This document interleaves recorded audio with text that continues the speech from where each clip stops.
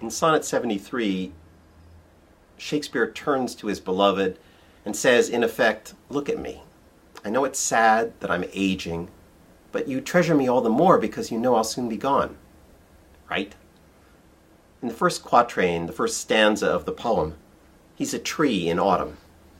His hair is faded, as some leaves do in that season, or maybe he's gone bald like a deciduous tree. And maybe there are just a few pathetic strands on his head or a few leaves on the branches. Those branches are shuddering in the winter wind, as many old men's heads and arms will tremble, and together those images suggest shivering, and hence the cold that keeps closing in throughout this sonnet. Those branches are then compared to ruined choirs, setting a parallel between the winter forest and the wooden seating in the chancel of a church, often with a choir screen carved to look like a weave of leaves and branches. England's monasteries were abandoned to ruin because of Henry VIII's break with the Pope, and many of the old choir screens in England had been smashed up in the iconoclastic Puritan attacks on church decorations. So those who want to claim Shakespeare as a closet Catholic might find some support in this wistful comparison.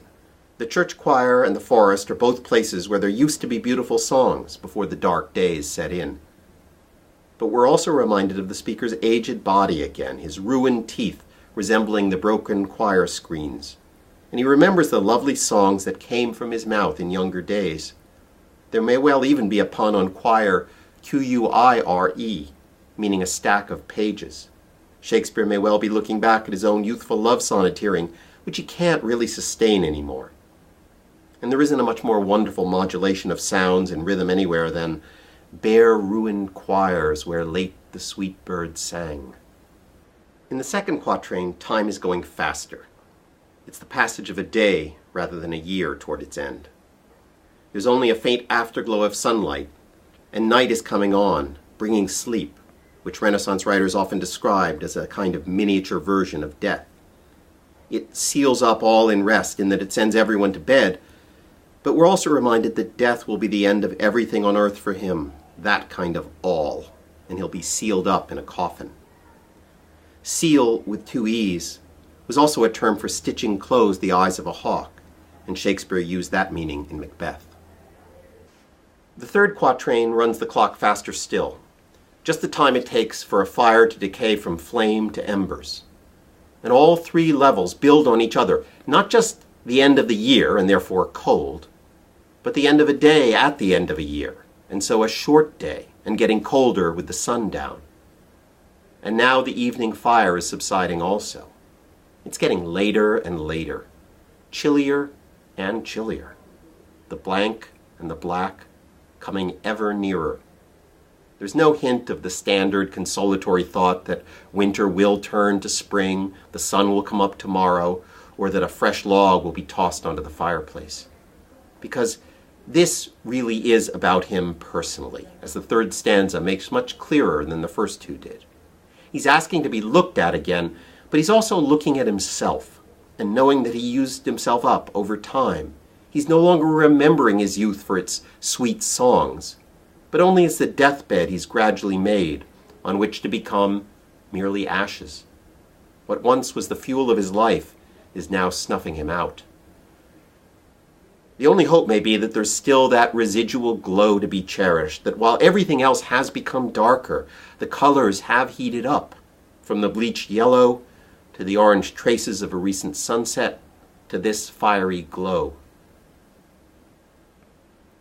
The closing couplet shows him nursing those embers, perhaps by this sonnet itself. It could be a kind of grateful compliment, meaning, "Your love is all the more impressive and wonderful and durable because you still love me so much, even as I'm fading and decaying so badly." But it could also be a kind of guilt trip, implying that the beloved surely ought to love him all the more, knowing you'll soon be gone forever. It's the message that comes through so intensely in Keats's bittersweet poems, that transience is an essential part of beauty. And if we didn't know things were slipping away, we could never cling to them quite as lovingly. There's one more twist lurking in the final line. The word leave subliminally recalls the pale late-season leaves of line 2 that show he will be leaving. But otherwise the verb seems a bit odd, since it's the speaker who is apparently the one who must leave this world before long. But perhaps he's envisioning the beloved walking away from his grave, which can only happen if the word love changes its vowel to become the word leave. The speaker thus sadly acknowledges that his beloved will soon have to stop loving him and start leaving him instead, moving on, not sitting on his grave like some loyal old dog. The speaker just doesn't want it to happen quite yet, or to have the heat and light of that love just fade away while he's still alive, as so much other light and heat fades in this sad poem.